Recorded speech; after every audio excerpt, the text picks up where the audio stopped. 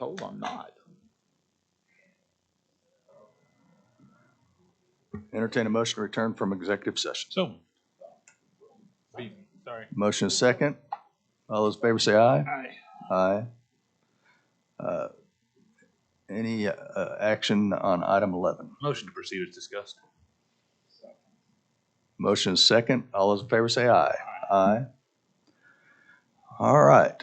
Now, Motion to reopen item number 4. Well, hold on. Oh, Let's do this. Just. I know you guys might not care about my comfort level, but I'd like to make sure we're attempting to do this correctly. With regard to item number 3, I believe the proposals you are going to discuss are those from the June 9th email. I would move that, and you'll need to, if not done so, provide the clerk a copy of this presentation. Move that we would receive the June 9th, 2022 program update and portfolio review. second. motion is second. All those in favor say aye. Aye. Aye. And then to close it out, move to receive their report, their verbal report. Second. Motion is second to receive their report. All those in favor say aye. Okay. There's still an item. To reopen 4 out there. Well, we never opened it. So item 4, discussion of possible action regarding proposed projects, programs, economic impact, proposed projects for expenditures.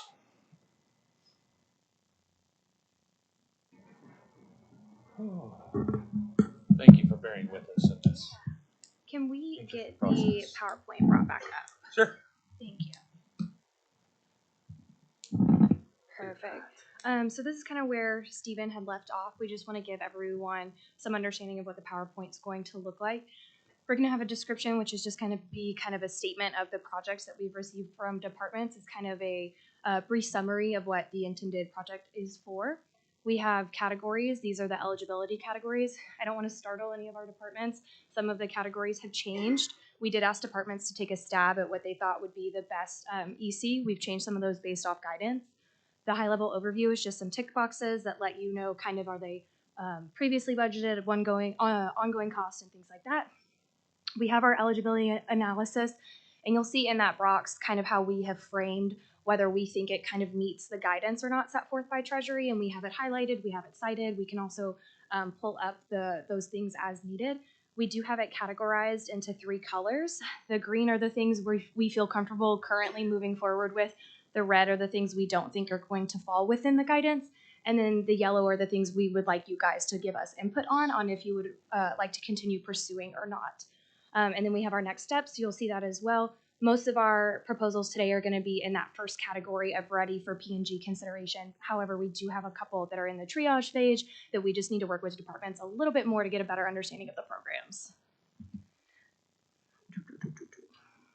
So this first section are the things that we think are already budgeted or will be of a budget impact coming up. So we have them kind of as the Group A county priorities. The very first one being a benefits claim for COVID medical claims. So these are from the Benefits and Retirement Department requesting the funding to reimburse for those COVID-related medical claims. Our eligibility says that this is going to be just fine, and we wanted to double check that with you guys and make sure you were comfortable moving forward with it. It is going to be at right about $1 million currently, and our next step, we're just going to making sure we get all of the documentation from the department so that we meet all of the criteria when submitting it to Treasury, but we think it looks good, and we'd like you to go ahead and take a look as well.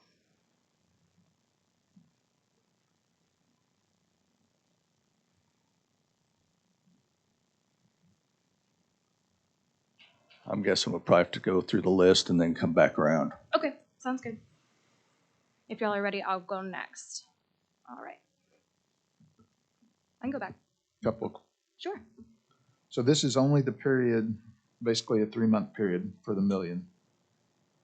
Yes, it is from February 22 to May. Okay. So if this is an eligible expense, Mhm.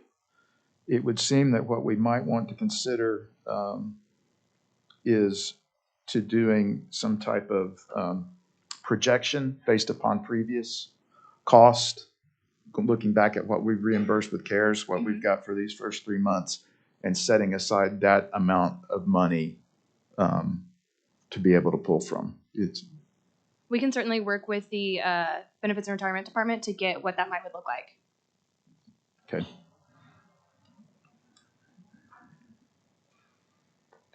All right. Alrighty. And this would be, well, I'll visit with y'all later. Okay. Okay. This is from the county clerk's office for COVID-19 testing. We also believe that this will be eligible. It falls under the EC category 1-2, specifically COVID-19 testing. It is for 750 tests that they purchased, and it is just a little over $5,000 that they're requesting reimbursement from. Kind of same thing on next steps. We just have to get the correct documentation from the departments to make sure everything stays in compliance, but we're not anticipating any high risk or issues with this. All right. From the county clerk's office, they are also requesting partial funding for some GIS mapping. This program allows access to the public to make remotely accessing information easier. It allows them to kind of perform searches on property from the clerk's website, and they can enter addresses and parcel ID numbers to kind of perform these searches on the documents. Big justification here on creating social distancing, allowing the community to not have to come in to receive services, offering good continuity of services. We think it will fall under the 3-4 category for public sector workforce, effective service delivery as it is providing services to the public. Because they're only asking for $8,000, which is a partial payment of the system, we are seeing this as a one-time cost. And we'll need to continue working on just getting some of the details for community assessments and impact statements and how that it is serving the public, but we are seeing it as being an eligible use as well.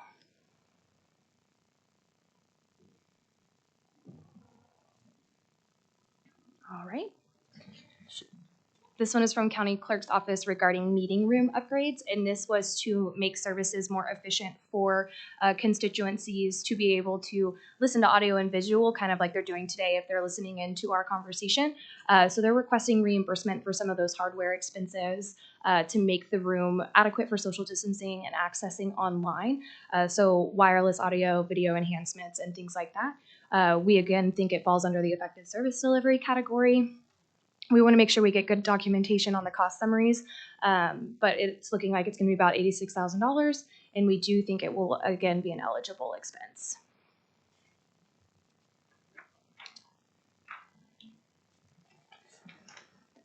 This is for electronic online certification, again from the county clerk's office. We think it falls again in the same category of effective service delivery. This allows citizens and businesses the ability to remotely print digital certified online copies. So again, promoting social distancing, allowing people to make access to things online, not having to come into the office. There is, again, and I'm going to say this with all of them, there are going to be next steps with every department just to make sure everything gets buttoned up. It's really to make sure that compliance is in order, but we think this one will be eligible as well, right under $50,000 for the reimbursement of these online certification projects.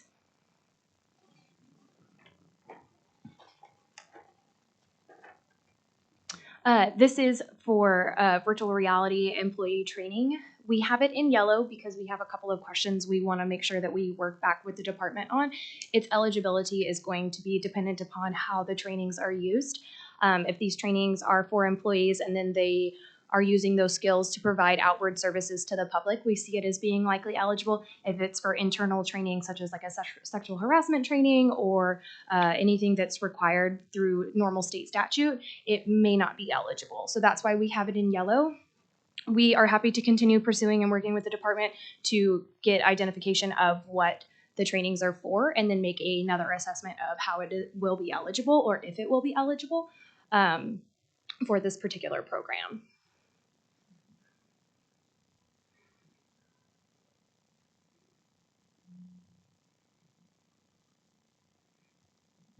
All right, this one is from the Juvenile Bureau, and this is for employee COVID testing. We again feel like this will be a justified cost. It falls under the 1-2 category for COVID testing. She did do a forward projection on requesting testing into the future, which we don't see any issue with. And so we believe this will be a eligible expense as well, reimbursing those costs and then including future costs for COVID testing.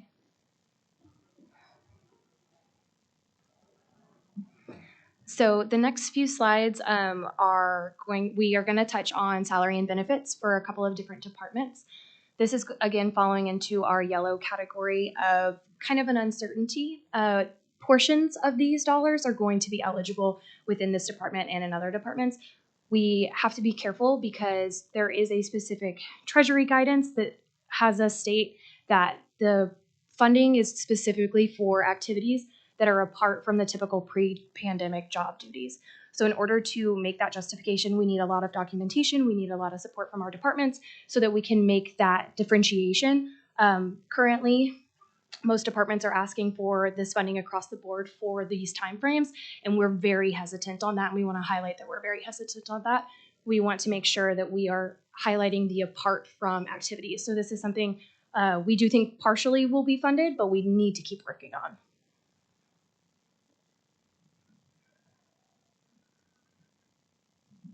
This is kind of our first no that you guys will see. This is for the increased food costs for the detention center. We know that there has been an increase in cost of food. We're all seeing it, and we understand that frustration. Unfortunately, looking through Treasury documentation, we're not able to quite make the justification. If it was an impact to specific households or at the community-based level for a food desert and things like that, it falls much more within the realm. But unfortunately, in this case, is not quite qualified in our opinion.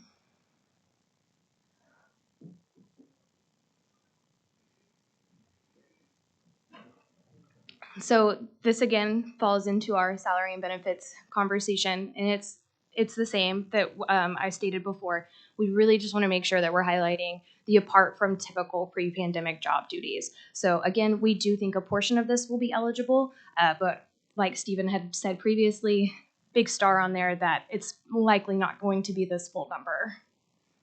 Can I have a moment? Sorry to interrupt. No, absolutely. We have a presentation prepared and everything as well, and we are very aware of how the Treasury guidelines work, and I would like for us to have our opportunity to present our own case. Is that all right? Yeah. Yes, of course, yes.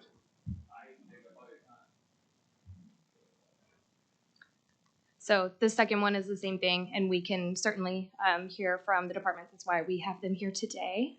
Certainly want their input. So for 45, 44, and 43, it's all in the same vein. Some of these are forward-looking. The reason they're broken up is because of the time frames on them. So this section is going to go into the next set of proposals. The ones we just went through, we thought had an immediate budget impact or upcoming budget impact. These are also projects that we have reviewed and we're ready to demonstrate for you guys. We just put them in a separate category. Jumping right back into salary and benefits, this one goes into 2024, and then the next one goes into 2025. The Sheriff's Office also submitted for some HVAC improvements. We, again, see this as being an eligible expense. The Treasury does highlight that installation and improvement of ventilation systems is an eligible use, so we're pretty comfortable moving forward with that as well.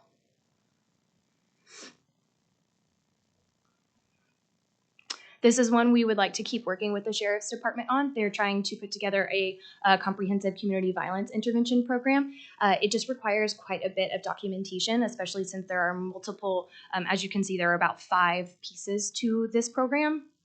We want to make sure that we have really good detail on what each of them does before presenting them to P&G or BOCC. So this is something we want to keep working with them on to kind of get all of those clarifications and documentation. So we're not quite ready to make an assessment at this time on this one. Okay, let me just say, Sheriff, I appreciate you and your staff considering this outreach. And I think it is a very good meeting of the intended use of the funds. So thank you for your consideration.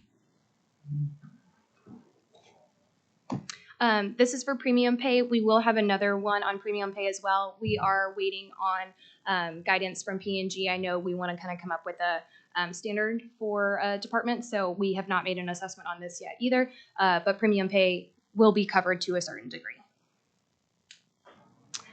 This is for construction of a courtroom lobby. Currently, there is no courtroom lobby, and the waiting area on the first floor kind of gets clustered, is our understanding, and that it is not allowing for proper social distancing and items of that sort. We do think that it will be an eligible expense and a benefit to the community that is using those services, and it's sitting at $815,000. This is for the elevator capital plan. The 4 elevators to the building are original and they're about 60 years old. So this request would be for replacements and maintenance to these elevators. It would also provide some cleaning and some healthy spaces. That way people don't have to be on top of each other in the elevators. We know that that can be an issue for spread. So they also want to update the copper buttons to reduce risk of germ spread as you're pushing them throughout that. This is one we have in yellow. It is not explicitly permitted or prohibited by the guidance. So this is one of those things that we kind of want you guys to give us input on. We can come together and make a justification that you guys may be comfortable with, but if you would be uncomfortable proceeding moving forward with the concern of having to spend those dollars later, we would want to receive that hesitation from you guys. So it's just something we want you guys to be aware of and work with us on, that we think there may be avenues for it, but we want to make sure that y'all's comfort level is okay. Of that same kind of notion for the transportation and field operations vehicles, we have it in yellow as well. Here, the ask is to purchase new vehicles that would operate separate ventilation systems between the person in the back seat and the officer in the front seat to prevent the spread of COVID. It's not explicitly prohibited or permitted, again, by final rule, so we would want to see if you guys were comfortable with the justification that we are able to make, or if you have hesitation with it. This is from the county IT department for disaster recovery hardware replacements.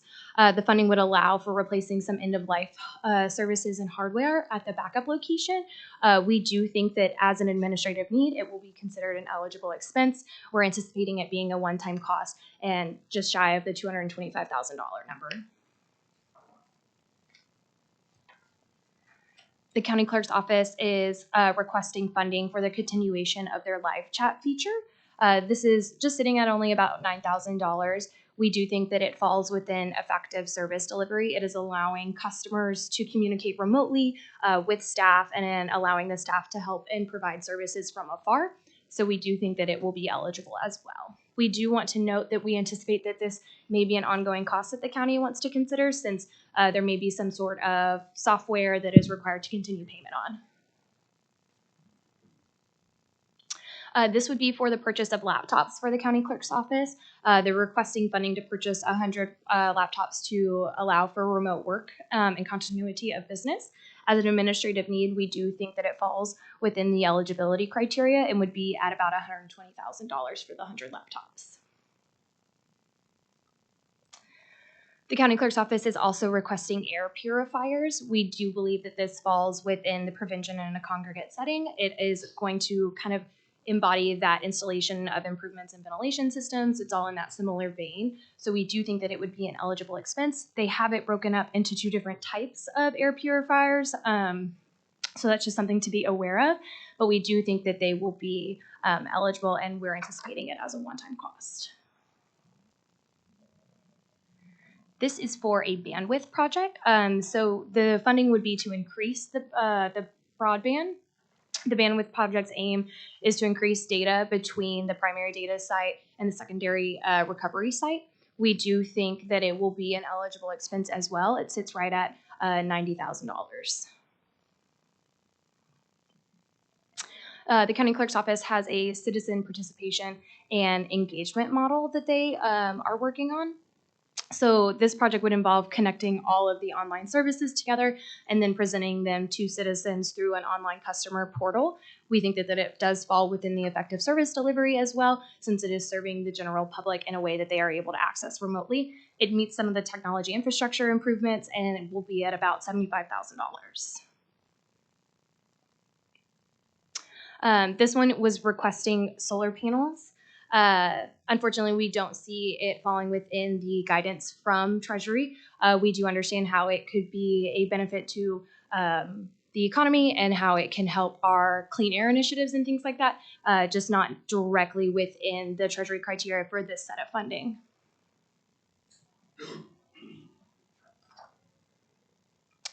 This is for the county assessor's office for an ESRI enterprise agreement. So they're seeking funding. It's we think very similar to maybe the GIS mapping that was occurring in the other department. So this approach would allow for prioritizing of projects and inform spending decisions. We do think that it will fall within the effective service delivery category as well, providing services to your general public. And we had some questions. You'll see that there's a dash where the number is. We had some questions on the cost summary, so we just want to make sure we nail down those numbers with them. But we do think it will likely be an eligible expense. The Emergency Management Department has a radio project that they would like to take part in. They provided really great documentation on how this would help eliminate the disparities between department systems. It is our understanding that they operate on different communication modules, and that makes it difficult to have an effective response in case of an emergency. So it is $1,005,000, and we do think, though, that it will be an eligible expense and falls under an enumerated eligible use for emergency response equipment. This is for the Emergency Operations Center. We do have it in yellow because there has been, they've done a great job of doing a cost comparison between 3 different options. One is, a new facility, one is a retrofit, and things of that nature. So the reason it's in yellow is because the justification for each one will vary depending on which project is chosen by P&G and BOCC to move forward. So we want to just highlight, depending on which one it was, will change how we kind of go about the assessment on it. But it sits, I think the new building itself sits at about $4 million. This is for a 4th floor remodel. I do just want to caveat, this was submitted by both the court clerk's office and the engineering office. We've taken engineering's proposal off as to not just have them duplicated, but just want to make that aware. So this would allow for redesigning of the court clerk's office, which currently doesn't meet the COVID-19 standards. During the height of the pandemic, they did stay within the office and continuated operating. We think that there's maybe some concern for there's that it's only a one-time cost, but do want to highlight that it would be a capital expenditure, which will require extra written justification. We do think that it will be an eligible expense, but it's just something to caveat that anything that is over $1 million under capital expenditure will have some written justification requirements. It's just another level of reporting. This is for a jury pavilion submitted by the court clerk's office as well. Currently, again, the facilities don't allow for adequate spacing and staging of releasing of citizens that have come in for jury duty. So this would just kind of allow them another space for a covered pavilion and allow for social distancing. We do think it would be an eligible cost as well, promoting social distancing and preventing in a congregate setting. And so it's sitting at right at $250,000. This is the premium pay again, which we will continue to work with P&G on. This is for continuity of government operations. The court clerk's office, we understand, has to house quite a bit of documentation and paperwork. They are seeking funding to either purchase the warehouse that they currently use or maybe use a new one to store this funding. Unfortunately, we don't see this as being a need that was exacerbated by the COVID-19 pandemic. It may be a need by the county, but it doesn't necessarily have the quite tie-in we would be hoping for. And so we are hesitant to submit this as an eligible expense. From the engineering department, we have a stormwater master drainage program. It fits very nicely under clean water and stormwater category. This would help to establish a master drainage plan for the next 30 years for the county. We do see this as an eligible expense and a positive impact to the community. It will be right around $3 million. We have an annex new front entrance that was also submitted from the engineering office. This would help expand the main entrance into the annex building for adequate social distancing and improvements. We think that this too would be an eligible expense, sitting at about $1 million. This is for a drainage culvert inventory. It kind of follows the same idea of the stormwater master plan. We do think it would be eligible under the clean water that is set forth by Treasury, and it is $1.5 million, and we do think it would be eligible as well. We have this in yellow, so the annexed asbestos abatement. The reason we have it in yellow as on its own, we do not believe that we can make this a eligible use. If there is a tie between the HVAC systems and things of similar vein, we do think that it becomes more eligible at that time. So just something we want to make sure to note that on its own, we do have hesitation. And it would be about $6 million. The 6th floor remodel is for the removal of the flooring that was gutted due to the asbestos. Unfortunately, we do not see this one being a likely eligible expense, whereas with the one before, because of air ventilation improvements, we do think it could be potentially eligible, whereas this one we are less so inclined. And then this was for the Oklahoma County Master Plan. We believe it has great initiatives in it and helps set the county up for success and has some very interesting inventories for water and sewer. Unfortunately, we just don't think that it fits wholly within the guidance set out by the Treasury. We can certainly continue to work with the department if you would like on it, but that is our initial hesitation on that because it is so broad. It does raise a little bit of concern. I believe this is our last one. Yes, it is. We can take questions. We can move to the sheriff's office or however you guys obviously would want to proceed. Sure, thank you. And Sheriff, we'll allow you some time for your staff to present, please.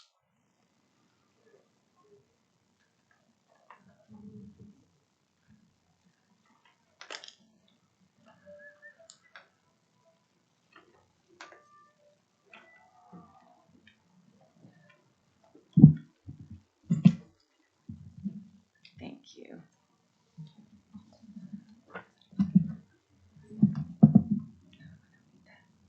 Good morning. Morning. So at the Oklahoma County Sheriff's Office, we've been reading and researching for some time now the eligible opportunities available with the ARPA funding, like just about everybody here.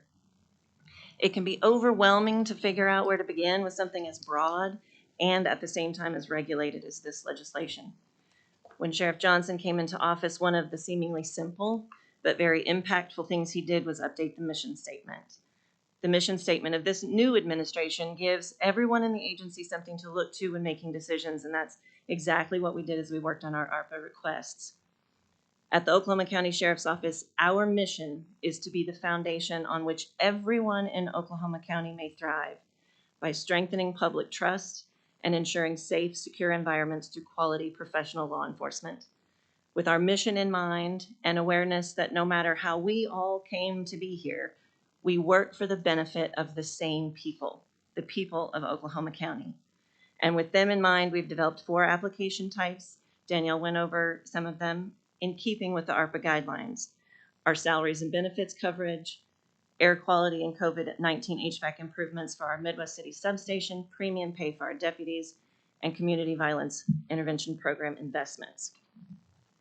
The salaries and benefits coverage was something that we did at the request of the county as a whole. And it responds to our mission because it allows us effectively to invest in the general fund to the benefit of everyone in Oklahoma County.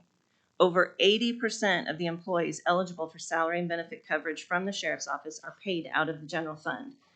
That means that the bulk of the dollars requested for this application type will go back to the county general fund for the benefit of the whole county, not just the sheriff's office. That's over $58 million worth of our requests that goes back to the general fund. We did break our request out into 5 periods to sort of allow for reimbursement and then paying directly out of the ARPA funding in future years. One of the things that I would say, and we put this presentation together and I worked in places that I could skip some things, but I feel like this group needs to hear exactly how we came to these numbers and why we believe it to be eligible. We worked with our consultants from Accenture and were asked to assess the portion of time spent by each division in responding to COVID-19. That's the language in the legislation, responding to COVID-19. But the legislation doesn't define responding. So we look to the denotative definition of the word responding, which is reacting to something. And everything we do at the sheriff's office now is a reaction to how the world has changed because of this pandemic. An example that they gave us to try to come up with something was if it took us an hour to arrest somebody before COVID-19, and now it takes us 3, maybe 2 of those hours could be considered as responding to COVID-19. And through no fault of their own, and the Department of Treasury as well, if you haven't arrested someone or attempted to give someone a traffic citation on the side of a highway with other cars zooming by at 70 miles an hour, you cannot fully understand the impact of COVID-19 on law enforcement, or how nearly impossible it is to separate out all the ways law enforcement is responding to the ongoing pandemic. And it is an ongoing pandemic.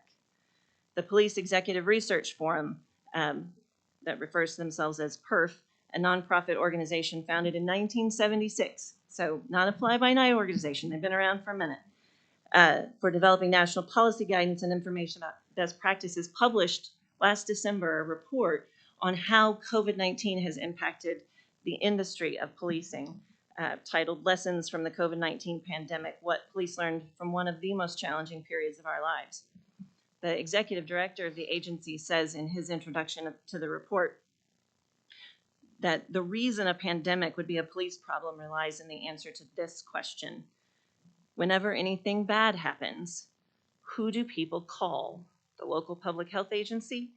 How many people even know their local public health agency, let alone have a phone number for it? When bad things happen, people call the police. As the title indicates, the report goes on to detail key takeaways for law enforcement based on all the information they gathered from March of 2020. They put out daily briefings on what they were seeing around the country and around the world as how this pandemic was impacting law enforcement. And all of those takeaways focused on the creative ways law enforcement found to reduce COVID-related harms to their communities and prevent it from sweeping through their own departments, which would just decimate public safety.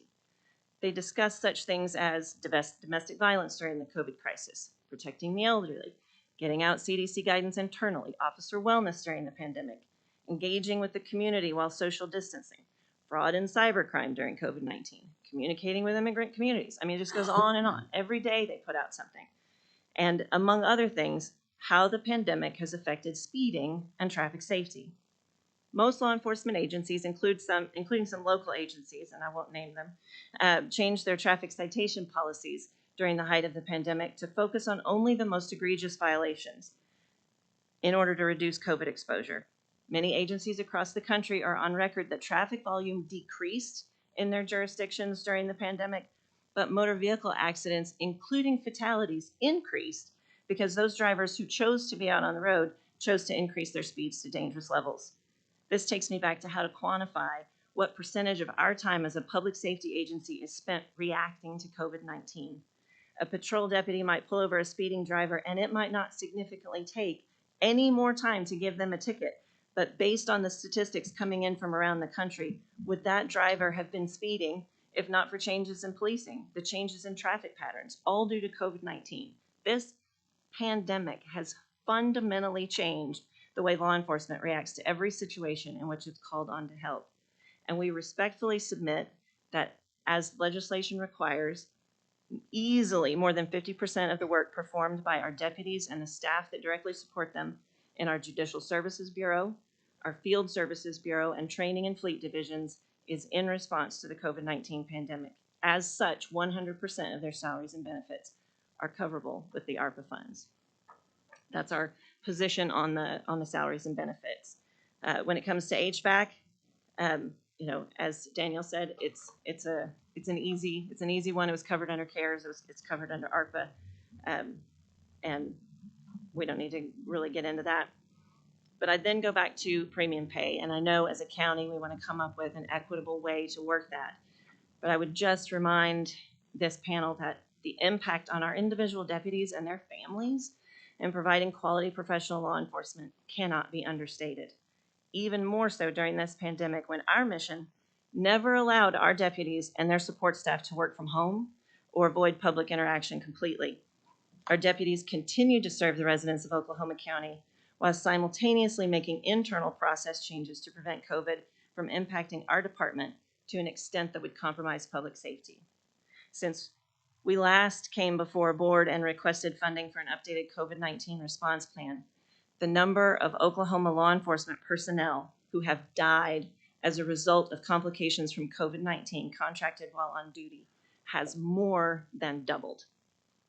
As the ARPA legislation clearly indicates, the premium pay funding is available to those essential workers who have remained at greatest risk throughout the pandemic. The Department of the Treasury final rule goes on to detail that most of the essential workers during this unprecedented time are some of the most underpaid workers and are frequently members of the populations most greatly impacted by this public health emergency. And we would submit that our deputies fall into those categories as well. As we work to the benefit of our people internally and attempt to contribute to the overall county government mission, we also continue to update the way we respond to the increased violence in our communities as a result of the pandemic. And again, we work toward our mission. Several factors have contributed to the spike in violent crime during this ongoing pandemic.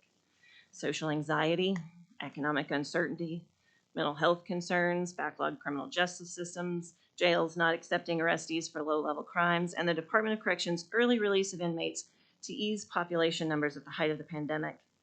As a public safety agency, it is critical that we continue to assess the effectiveness of our response to perform our responsibilities to the public in a manner as safe as possible for our staff, as well as the individuals with whom we interact. At the heart of all the work we do is the community of Oklahoma County. As we mentioned already, our mission at the Sheriff's Office is to be the foundation on which everyone in Oklahoma County may thrive, and being that foundation necessitates that we focus on the increased violence in our communities. These are our communities. Our comprehensive plan to address the increased violence and the fear and anxiety that come along with that increase is to focus on and involve the community by investing in community violence intervention work. Law enforcement leaders have known for decades the best way to improve the quality of life in their communities is to engage the public and create a conduit for information to flow to the right people. This has been branded by a lot of names: community policing, community engagement, community violence intervention. Everything Oklahoma County Sheriff's deputies do ties back to community policing. If a landlord interacts with a deputy posting lockouts and informs him or her about potential narcotics activity in another apartment, that information passes to patrol and investigations. These types of citizen interactions happen every day across our county.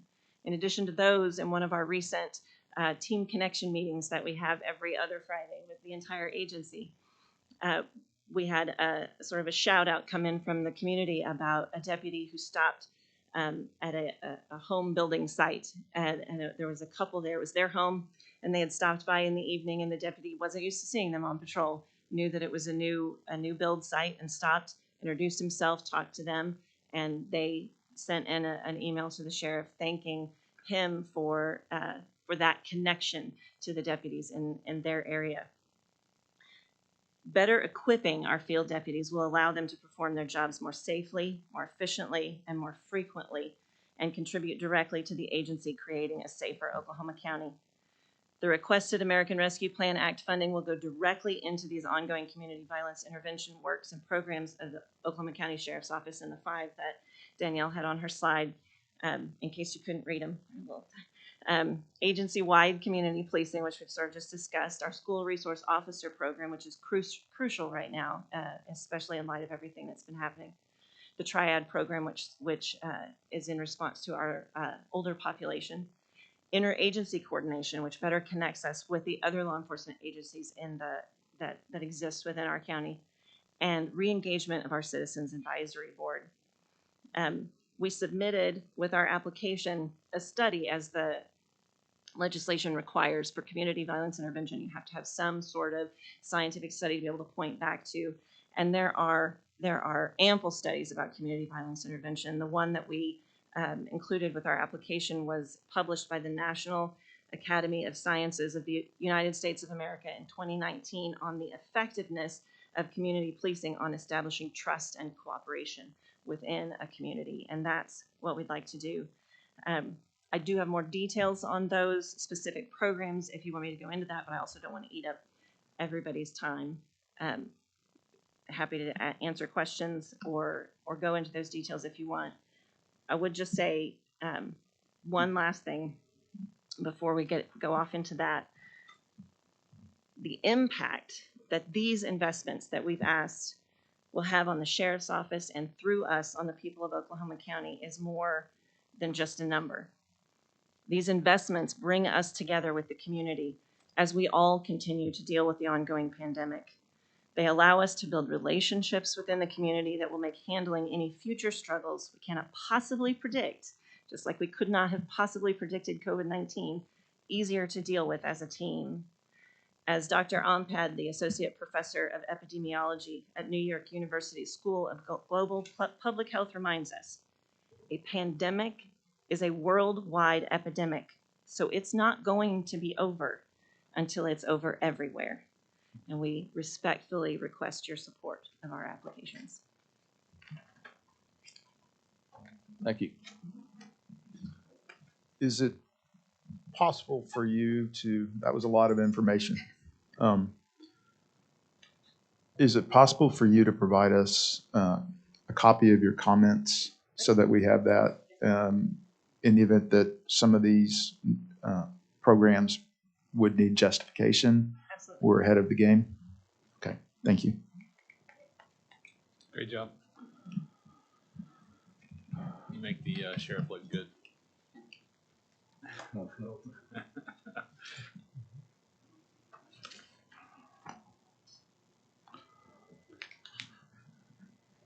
Anything else? Where are we? We were at number 3 on your presentation. Is that correct? Have that back over, please. There we are. Projects inventory. We're through everything that we wanted to present, and we can proceed however you see fit. Okay. So I appreciate the departments taking the time to submit information, you all putting that together. One of the things that kind of hit me as we're going through this is there are a lot of asks that are very similar nature, but just different departments. Rather than piecemealing might not be the right word, but it's what comes to mind. Piecemealing, you know, X department wants this, X department wants that, that we would categorize those so that we could take them all as one. Right.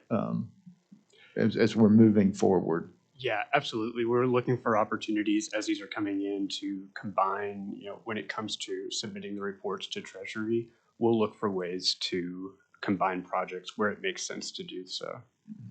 Yeah, I mean, HVAC improvements, things like that, testing, Exactly. that type of. We're thinking like everything related to building improvements for the annex could probably be grouped together. Okay. All right. Yeah, I don't disagree with that one bit. One of the things I'd like to do is go back and review these a little bit further, talk with the elected official, kind of get some of his ideas, thoughts, discuss a little bit more, and then probably start making some decisions on how we're going to move forward. But any other thoughts? Seeing none. Okay. You know, like I said at the beginning of this, Miles, the benefits portion of this, reimbursing our COVID-related health costs to our plan. That's a no-brainer. I think, you know, if we want to make a recommendation on that amount provided, and John always has all the necessary documentation, go ahead and doing that. I'm comfortable with today. But I would like to see us go ahead and also set aside some larger sum of money where we can just, like we did with CARES, we can just pull from to reimburse. That's the only one I would be You're speaking just for benefits. recommending to the board that we go ahead and reimburse at this time. Okay. But like you and with all the information that was presented by the sheriff's office, it was good, it was detailed. But I'd like some time to look it over and mirror it up with the guidelines and stuff as Well, well. and if, But that's on all of these projects, not just theirs. right, and there's been some other submittals last week as well, right? So That's right. There's some other things that are still coming We've in. had a few coming in from the detention center Okay, so since we produced this report. that's not a problem. All I'd right. like to see those too. So I'd like to see it all as one giant package before I start making. That's fine. And when it comes to benefits, yeah, Joe, that those are costs that we've already expended. If we can reimburse ourselves for those, that's great. Let's get it done. So,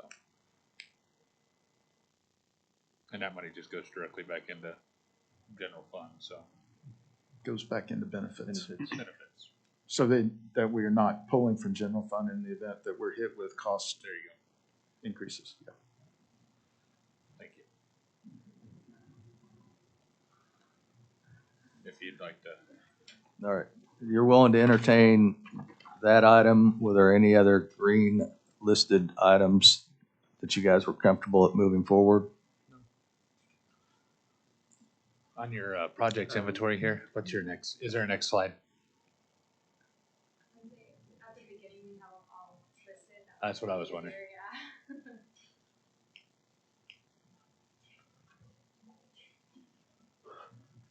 Okay. Essentially everything well, not everything in Group A. I take that back.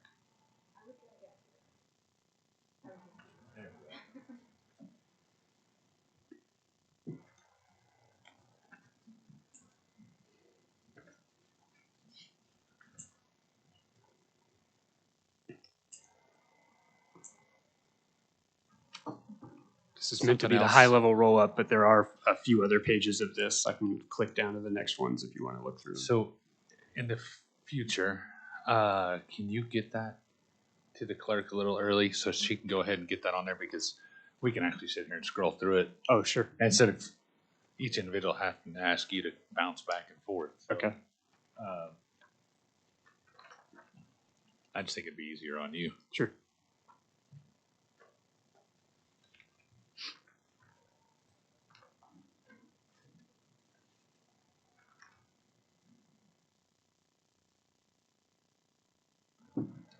Well, as far as reimbursement goes, was the sixth floor remodel, was that reimbursement? No. That was not. I think the only one on this slide is number 2 and number 4. Let's see.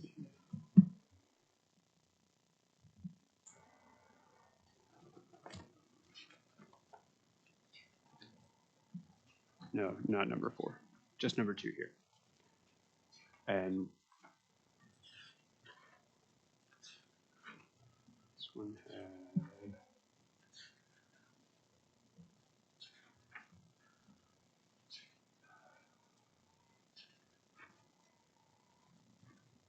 number 19, but we believe that is ineligible.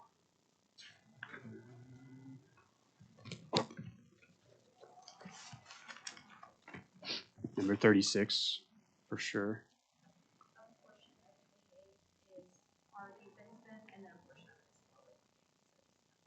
Which number was that? Some of the testing has already occurred, and then some of it is moving forward.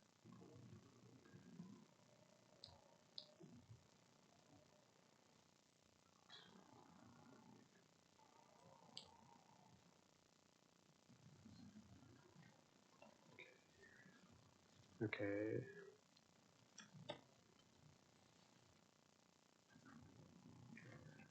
Number 41.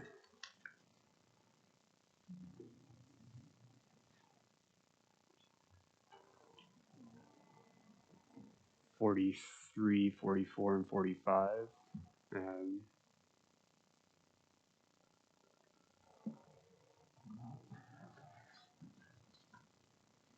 So 43, 44, and 45, Those are reimbursable. and you would, as far as eligibility, that would be in the green? No.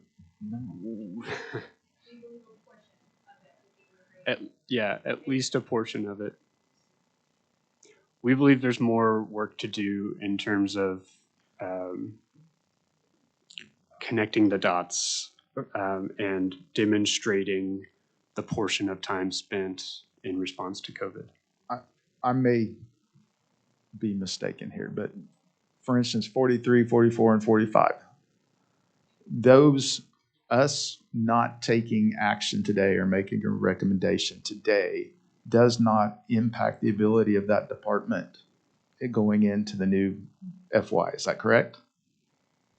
That's my Those are currently budgeted expenses. Okay, right. thank you. Right. I don't believe that is the case for anything on our list, by the way. Right. So taking time for further clarification and additional study does not negatively impact the budget. That's right. Okay. It's one of the ones, when I went through that we really want you guys to input on. Our reading of the rule is different than the sheriff's office. They have put together great documentation, and we would like to see y'all's input on which direction you would like to go with it. If you would like to proceed with their determination of it, we'll continue working with them to button out what that will look like. For instance, if you'd like to use our more conservative, we really are just working on in treasury rule, it says apart from typical pre-pandemic job duties or workload. So we're seeing that as a response to COVID rather than impact of COVID. So that's just something we want to highlight. We will proceed with the direction you guys tell us. Just something to. Well, my thought would be to continue to work with the sheriff's office. And then with their analysis of it, I'm certainly not the expert or anything remotely close to it, but the way I've read it continuously seems to be a little bit more in line with the way that the sheriff is interpreting it as well. I know that those are changing. They changed again, I think it was last week or maybe the week before. And I'm sure they'll change a whole lot more between now and the time of this money's up. But for today, I think the benefits, let's get that taken care of. If we can get some other of these things knocked off the list, the testing supplies, let's get, those are expenses that we've already taken. Sheriff, the 525 on the HVAC for Midwest City, is that a hard bid? After, Is that required engineering and design and all of that now? And with those, do you know, that's a Sheriff? Stacy question, where is Stacy? Where is Stacy or Keith? Do we own that building outright? Yes, we Okay. own it. And then, what is?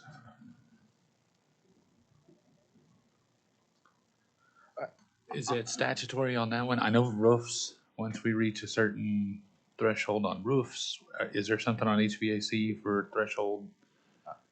Yeah. I don't know. I'd hate to say go forward and I enter do. into a contract and it, What? If we're gonna make comments I need you up to a microphone, please. Because I can't hear you. Not that was meant at you, but everyone. If the question is regarding whether or not architecture is required or engineering plans in order to put this type of project out to bid, I believe the answer is yes. Shoot, here comes Ronnie. so She said the magic bid word. The quote that we received was from an Omnia vendor. it was a So state it's an contract, Omnia contract. which is inclusive of those services, if I recall correctly. Yes. Correct? Utilizing OHMs for this, Oh. an OHMs contract, the engineering and all of that is part of the bid. Okay, And that number you got was that 525 or 5, that's an OMES number. Correct? That 525 is an OMES number. No. The, as we put in the application, so it's a combination of two numbers. We went through Omnia because we knew it was gonna be higher than the bid limit. So it's it's on contract through Omnia. The vendor is $477 for the vendor's amount. And we added a portion because they didn't know what OG&E might require us to do if we needed to bring power. They don't think it's likely, but we made all of our applications not to exceed these numbers. All right. I don't think I've ever heard it called Omnia. When we went to OMES about it, they don't do installation of the HVAC systems, so we had to look for it on either NASPO or Omnia contract in order to not have to put it out for bid. And we were trying to do this in a quick way to get a good faith number to put in our application. Sounds good to me.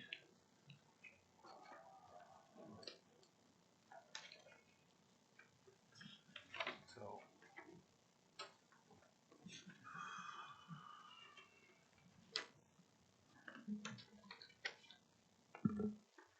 can you go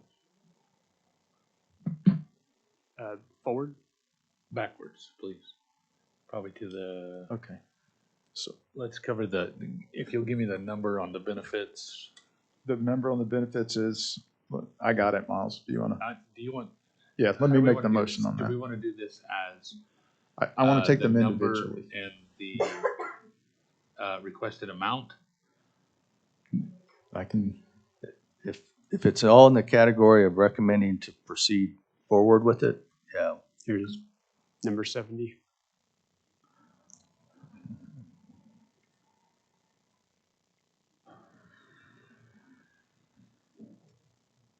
okay.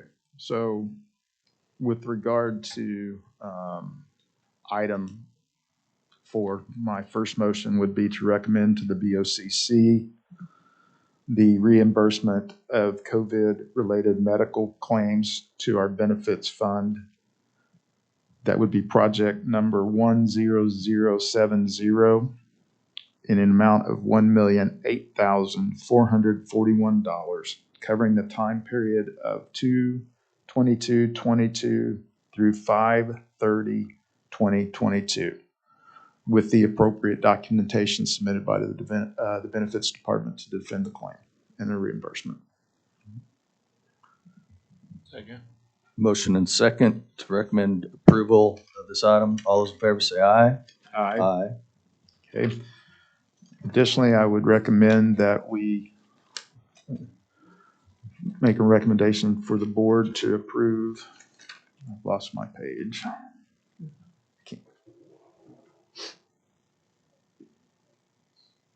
Sorry. Miles, do you have the HVAC? 10046 at 525,000.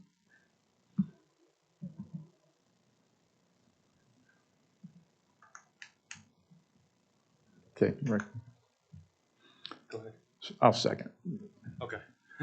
Motion and second Okay, there you go. to approve the item for $525,000 HVAC system. All those in favor say aye. Aye. Aye. Barnes, likewise. If you can go to the emergency management radio project, There it is at the top. can you fill me in a little bit more in depth on what we got going here? Is this, is this with the sheriff's office? Do they have the radios? But is this Eastern Oklahoma County partnership kind of stuff? Well, this is an Oklahoma County partnership kind of stuff, but it's with the fire rescue departments primarily in the eastern part of the county. Okay. The radio things that have been going on for several years now, several of the departments out there on the law enforcement side has moved to Trump's 800 megahertz radio system. However, the fire rescue departments have not. That's created a significant disparity and inability for them to communicate, particularly during emergency responses, which they saw multiple times on the COVID responses, COVID-related responses. EMS is also a third party to that because they're on disparate systems as well. Right. The intent of this project is to bring equipment to bear that those departments would then have in hand to allow them better communicate, better utilization of resources, reduced wasted responses, just the overall package that very heavily impacted during the COVID because of calls for service that were necessary or unnecessary, delays in that. And there's huge public safety implications throughout. Is this, will this system get rid of our dead zones in East Oklahoma County? Actually, Because this we're kind of will, line of sight right now, right? well, this, we're making modifications now that are helping that, particularly if you're speaking to the Hogback Ridge issue. Yep. We've made some significant changes in that in the last 6 to 8 months. With a partnership with the city of Oklahoma City, the Fire Station 4, that site is now online, and some other connectivity things. Our IT department has been very instrumental in assisting with that. We've made some good strides in that, and the dead zone issue is significantly reduced. However, the difference between a trunk radio system and a VHF radio system brings some of those things in as far as penetration and propagation of what those signals can do into structures. And that's where some of the challenges during COVID response again came to light. Right. Is people on the inside of structures with one radio system, outside with a different radio system, all of those kinds of things. This project is to go on existing systems. This is not a new radio system. This is what we call subscriber units, handhelds and mobile radios to go on existing systems. Okay. And your number, where did you derive your number from? Mr. Comstock had that number from pretty recent quotes from contract vendors, both the city of Oklahoma City as well as state contract price quotes, and he's already done previous inventory of what the actual hardware subscriber unit numbers would be for the departments out east. What's your turnaround on this? How quickly could you get this implemented?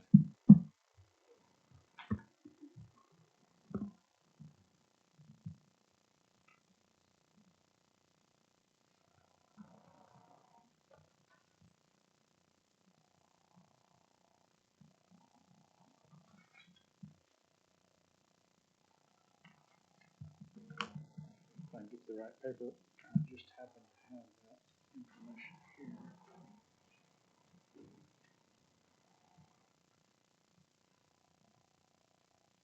And with this, we're not having bids.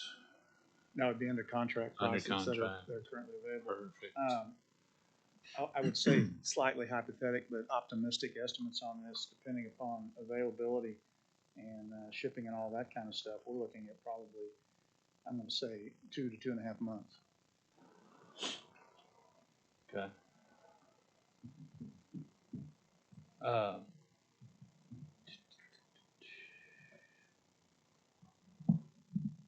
Miles, I'd like to have some additional discussion with David. I think I've gone as far as I'm comfortable going today and making Fine. any more recommendations, so. I'll, Any of the COVID testing reimbursement? well, and I think, is there anybody else that'd like to speak? Is there, Mr. Buchanan? He raised his hand. Come on up. The, in Eastern Oklahoma County, the radios is, well, you've been out there, you've represented that, you've been to some of those meetings. It's a big deal right now. So the quicker we can I'm fully aware. find I a just solution, the better. have So some additional questions. that's fine. That's fine. Sir, Good morning. Hey, number one, I want to say thank you all for the time and the opportunity to address you. I want you to know that our office, court clerk, we are available at any time if you have any questions on some follow-up. When we filled out these forms, it was my understanding, and you all perhaps can correct me, that if there was some wiggle room or something like that, or maybe we're on the edge of something, that perhaps we might have gotten some assistance on it. And I would ask for that from you guys or you guys. I didn't get one phone call.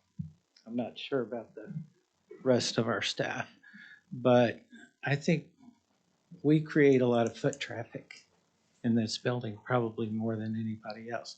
We have people in and out. So all that paperwork that we receive comes and goes. That warehouse is a place where it's deposited, but it also comes back. We have people coming up to our office, phone calls, all types of stuff, where we have to go over there and fetch it and bring it back. We take it over, we bring it back. That's a constant with our office, and we deal with the public. So our interactions with people are a constant, and it is COVID related in my book. And I think all those employees up there, we all have that on each floor, but no one gets more foot traffic than the court clerk. So I'm just asking for additional consideration when it comes to our ask that our doors are open. We'll come talk to you. We'll meet you wherever it is, whether it's here or individually. We're happy to meet with you. Okay? Thanks so much. Thank you, Rick. Thanks, Rick.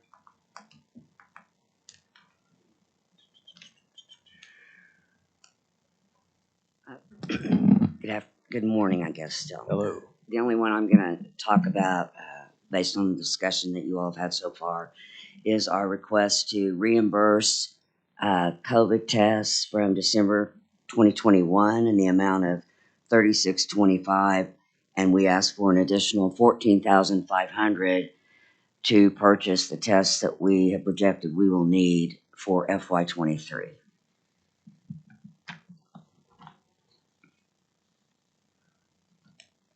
You know what project number that is? So you got two different, it's not actually on that one. So you got two different asks. You got the reimbursement and then the They're submitted projected. as one. Okay. We can break it out. She provided the breakdown for the projection into the future, so we can certainly break it out. Well, it looks like it's broken out from 36.25 and 14.5. It's broken out in the description there.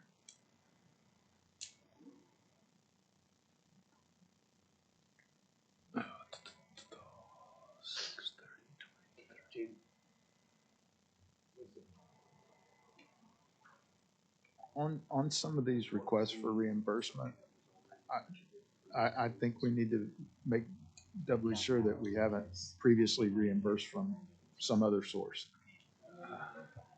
Well, the time frame would be, December Yeah. December 2021 would have been closed out the a CARES CARES. Act eligible expense, if my brain is operating correctly.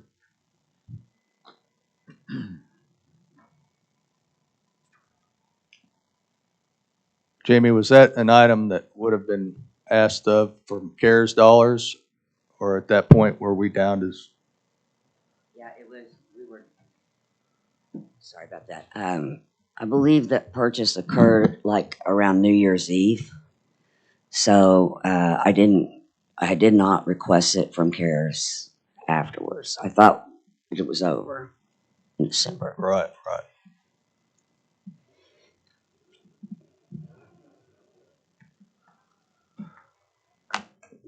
Well, does that suffice to move this one forward? Yeah, I'll make a motion to approve $18,125. Item number 10028 for the Juvenile Bureau as a recommendation to the VOCC. Second. Motion second for item 10028 in the amount for $18,125. All those in favor say aye. Aye.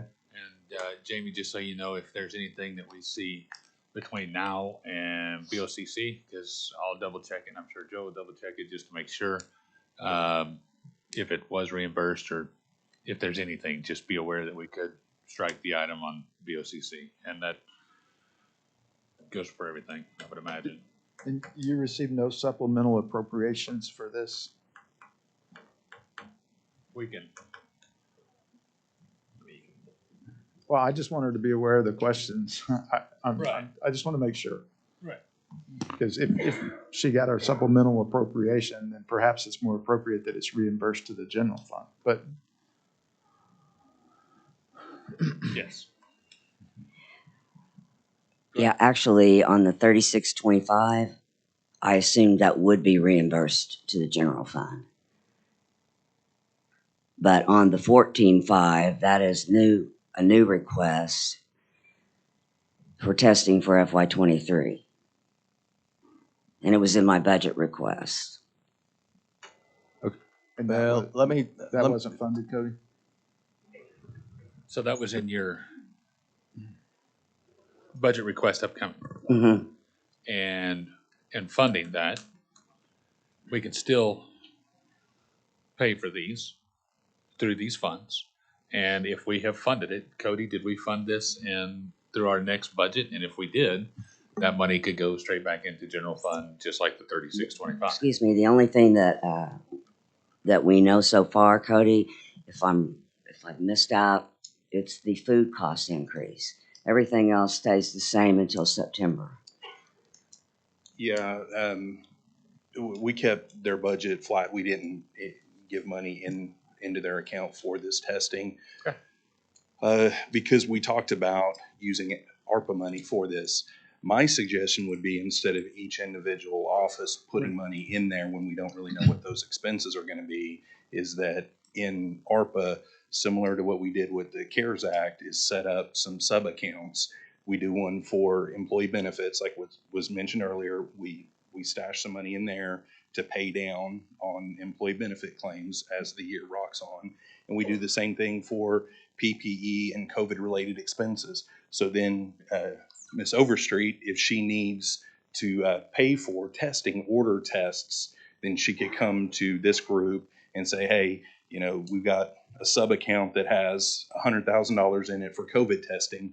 I need $15,000 for COVID tests for this particular period, and then you just pay for it directly from there instead of piecemealing into each individual budget, because that's going to be difficult to know exactly what those expenses are going to be. It's just a suggestion. Well, let me just, Danny, in discussions with Danny, as we approve these and then move them to BOCC, and if they approve them, then we will go with the budget board and create those cost centers. And they'll be over there to invoice against. Is that how we work that? Yes, per our discussions and kind of what Cody was saying, we would set up those cost centers within the new ARPA fund that's created. Similar to the way we did with the CARES fund. We draw directly from those cost centers. So at that point, for instance, this would be moved over at $18,125, and then Jamie would just invoice over the $14,500, and then somebody else invoices the $36.25 if it's already if it already came over from general fund. Is that not correct? Yeah, 3625 she would invoice, and it goes straight to general fund. The 14.5, every time she made a purchase, she would invoice that fund. Right. And she would draw from that account. So it's like a drawdown account. All right. So Correct? just so we're all on the same page. All right. Any other items on this sheet we're working that's in the green that we need to consider today? There was one more deal with testing, correct, by the county clerk's office. I think it was like $3,500 or something. Yeah, let me find the number. Was that a previous? It was previous, let me find the number. Danny, do you know if that was? Can you tell us a little bit about that? How about that? Joe, I mean, it's similar questions. Were you given money for testing? I'm sorry, I didn't bring the dates, but yeah, we bought those tests in preparation of the next wave, and thankfully we did. I was one of those that benefited from the tests back in January, so I don't have the dates. I can get those for you, but yeah, we're just asking for reimbursement. So my concern, and I voiced this previously way back when COVID started, and it was the issue of having a policy that is applicable to all employees. Are employees being forced to test? Is it optional, etc.? There are some departments that are doing that, there are some that aren't doing it. Now, having that policy is not, I mean, these are things that have been done, but it would seem to be in the best interest of the county to have some type of uniform guidelines going forward. And perhaps those exist and I'm unaware of them. Just for, again gets to the piecemeal aspect of what I was talking about earlier. just for clarification, the money that we're asking for FY23 testing is to test kids in detention. Oh, I thought it said employees. Well, we would offer it if an employee had symptoms and said they wanted to be tested, but we don't make any of our employees test. In my understanding on this one, it's a reimbursement, it's not a full. This one is, yeah. Yes, correct. On the- It Yeah, is, yeah. but So- what I'm highlighting is an issue that I think going forward we need to be cognizant of. If we have 8 different units requiring 8 different things, then potentially we've created an issue for the county. So May I suggest you take that to, what do they call that committee? Employee manual and handbook? what's that And mean, develop a like policy and once every well, they can call a, year or they can call so. a special. We're on the calendar for twice this year. All right, nothing from Mr. Anderson then? We're good. Thank you for your service. All right.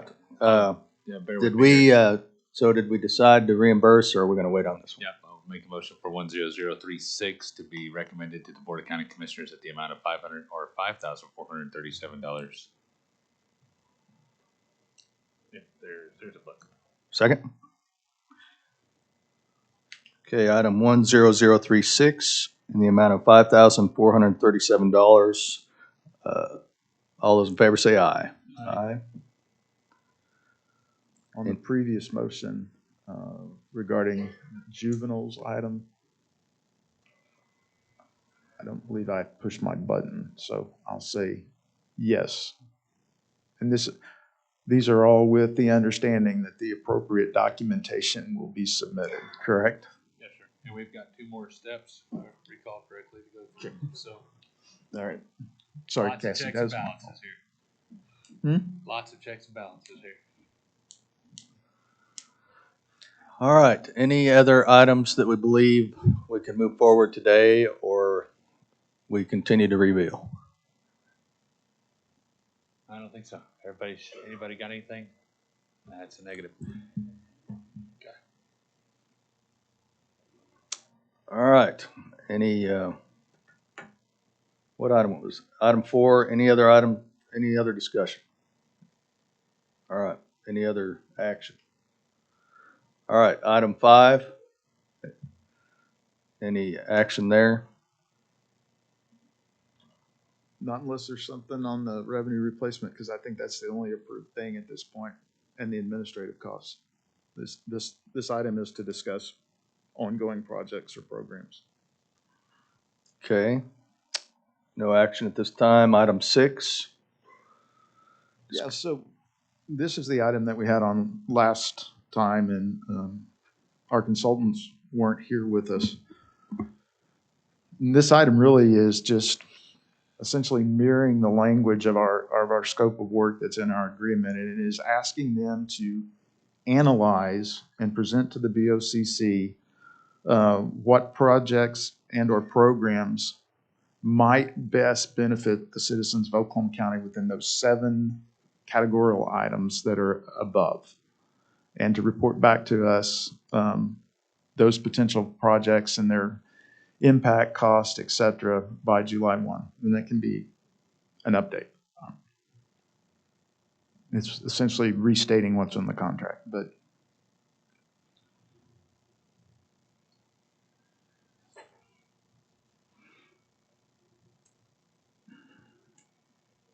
rather than us telling them helping by providing us guidance in what is permissible and what would be beneficial here in the county to the citizens. So I'll move it. What are we moving? For them to take a look and perform what their contract says they'll perform, and that is to recommend to the county projects projects and programs that would be of the best benefit in responding to COVID-19 and its economic impacts on the citizens of Oklahoma County. That's it.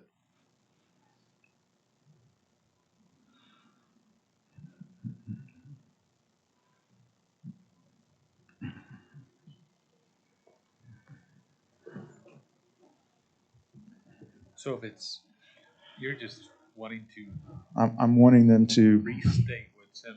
I'm wanting them to contract we perform the agreed on? work that is tasked of them in the contract in a very, what I think is easily understood motion.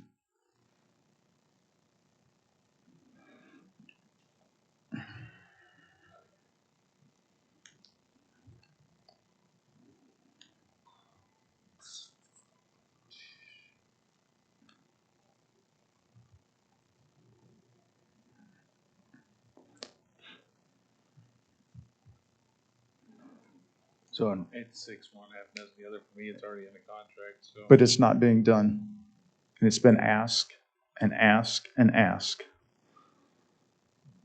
And I understand that we want to try to come up with money in the general fund for whatever purpose.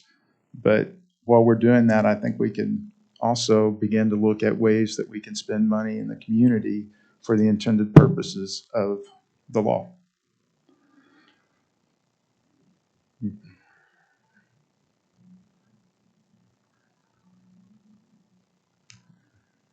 Are you guys working towards that now, or?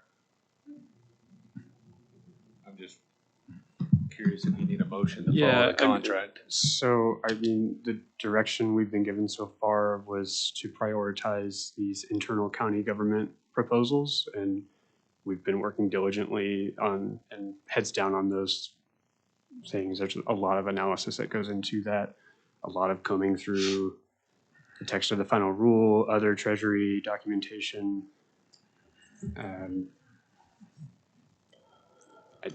From a project management perspective, it's just a matter of where do we want to prioritize in the near future. Yeah, so I believe directing them now to begin the next step, since we're well underway in identifying internal priorities, is appropriate.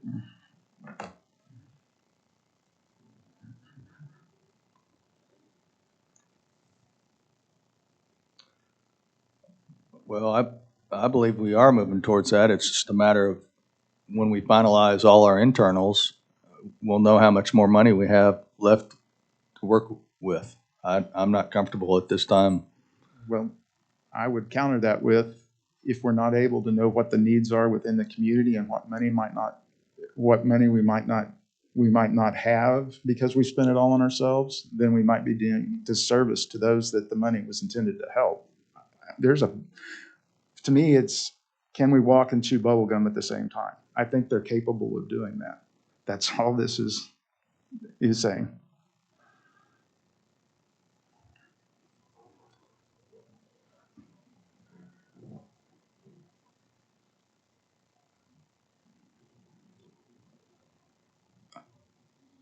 My motion is item 6.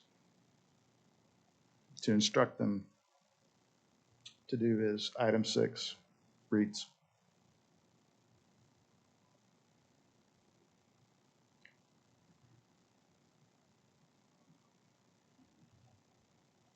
I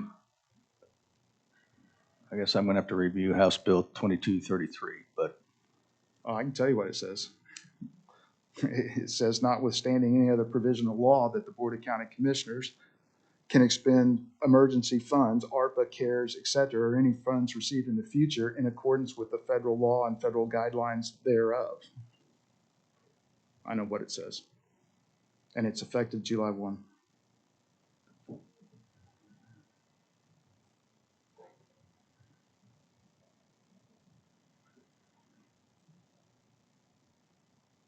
But even at that, even if 2233 wasn't passed, we still have multiple trusts that we are able to utilize to get money into the community. So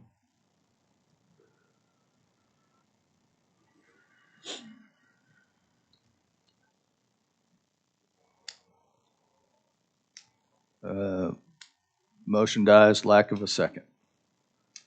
Any other items under 6? Item 8, discussion possible action regarding the annual contract between Accenture and the Board of County Commissioners. We skipped item 7, unless you meant to do that. We did that at the first. Ah. Okay, It was A and B. A and B. Yes, sir. Thank you. And if there was no questions, I entertain recommending this contract to BOCC for next year's. I can't do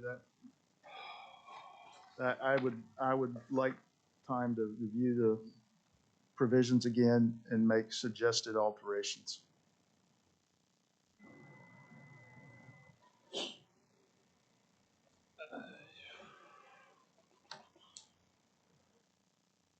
I'll make a motion to approve, send this to BOCC. That gives you several days to make recommendations, and we can discuss those at BOCC on Tuesday.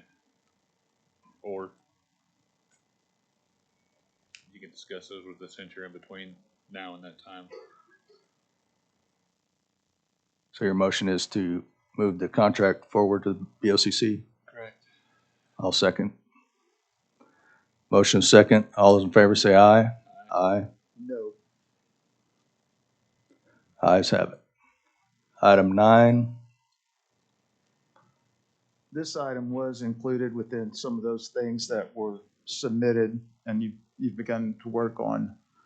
But just to make clear that we're seeking a definitive answer as to the construction or remodeling of a facility for the use of an emergency management center. So it's included within some of the stuff you've done, but at this time, I'll just ask that we strike this item since it's been submitted by Mr. Barnes, but knowing that we need to get moving. So. All right, motion to strike. And a second. All those in favor say aye. Aye. I got a second. All right, with that note, any citizens willing to comment? Seeing none. Board comments, District 1.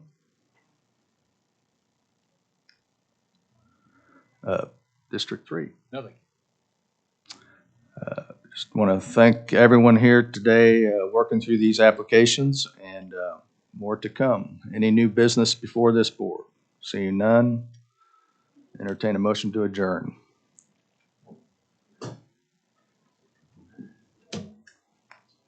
And we are adjourned.